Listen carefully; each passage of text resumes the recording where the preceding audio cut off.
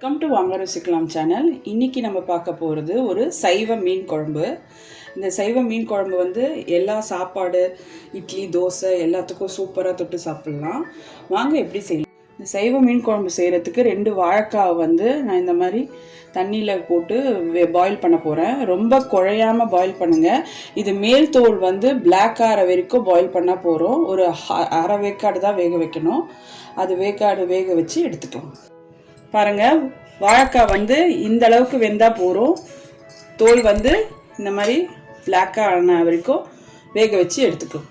குழம்பு வந்து நான் ஒரு 5 பேருக்கு செய்கிற மாதிரி புளி ஊற வச்சுருக்கேன். ஒரு மினிமம் சைஸ் சாப்பிடக்கூடிய அளவுக்கு புளி எடுத்திருக்கேன். ஒரு 5 பேர் சாப்பிட்லாம் இந்த குழம்பு. ஸோ அந்த அளவுக்கு நான் வைக்க போகிறேன். ஸோ இப்போ இந்த புளியை நம்ம கரைச்சிக்கலாம். இப்போ புளியை நான் கரைச்சிட்டேன். ஒரு 3 டம்ளர் தண்ணி சேர்த்து நல்லா இப்படி கரைச்சி எடுத்துக்கிட்டேன் புளியை. புளி தண்ணியிலேயே நம்ம குழம்புக்கு தேவையான மசாலா தூள்லாம் சேர்த்துக்கலாம். ஃபஸ்ட்டு ஒரு 1/4 டீஸ்பூன் மஞ்சள் தூள் சேர்க்குறேன். வீட்லேயே அரைச்ச குழம்பு தூளுங்க, மிளகாவும் தனியாகவும் சேர்த்து அரைச்ச குழம்பு தூள், அது ஒரு 3 கரண்டி சேர்த்துக்கிறேங்க. சில்லி ஒரு 1/2 டீஸ்பூன், சோம்புத்தூள் வந்து 1 டீஸ்பூன் சேர்த்துக்கோங்க. ஜீரகத்தூள் ஒரு 1/4 டீஸ்பூன். இப்போ எல்லாத்தையும் நல்லா நம்ம கரைச்சிக்கலாங்க. இப்போ இந்த வாழைக்காவை நம்ம கட் பண்ணிக்கலாம். உங்களுக்கு எந்த ஷேப் வேணுமோ கட் பண்ணிக்கோங்க. டயக்னலாக வேணும்னாலும் சரி, ரவுண்டாக வேணும்னாலும் சரி. நான் வந்து டயக்னலாக கட் பண்ணுறேன். கொஞ்சம் தடிமனாக கட் பண்ணுங்கள். இந்த மாதிரி தடியாக கட் பண்ணுங்கள். பாருங்கள், இந்த மாதிரி ஃபிஷ் ஷேப்புக்கு நான் கட் பண்ணியிருக்கேன் வாழைக்காவை. உங்களுக்கு ரவுண்டாக வேணுனாலும் ரவுண்டு ஷேப்பில் கட் பண்ணிக்கலாம். இந்த மாதிரி கட் பண்ணி எடுத்துக்கோங்க. இப்போ நம்ம குழம்பு செஞ்சுக்கலாம். அதுக்கு ஒரு பெரிய வாணலி எடுத்துக்கோங்க. இப்போ நல்லெண்ணெய் ஊற்றிக்கோங்க. இந்த குழம்பு நல்லெண்ணெயில் செஞ்சால் தான் சூப்பராக வரும். கடுகு போட்டுக்கோங்க 1 டீஸ்பூன். வெந்தயம் போட்டுக்கோங்க. சிறு வெங்காயம் ஒரு 10 பொடியாக நறுக்கினது போட்டுக்கோங்க. 2 பச்சை மிளகாய் கீரி போட்டுக்கோங்க. ஒரு பெரிய வெங்காயம் பொடியாக நறுக்கினது அதையும் சேர்த்துக்கிறேன். இதில் ஒரு கொத்து போட்டுக்கோங்க. மீடியம் சைஸ் தக்காளி நறுக்கியிருக்கேங்க பொடியாக, அதையும் சேர்த்துக்கலாம். இப்படி புளிஞ்ச மாதிரி சேர்த்துக்கோங்க. ரெட் சில்லி பவுடர் 1 டீஸ்பூன் சேர்த்துக்கோங்க. இப்போ பாருங்கள், நம்ம ரெட் சில்லி போட்டு நல்லா வதங்கிடுச்சு வெங்காயம் தக்காளியெல்லாம்.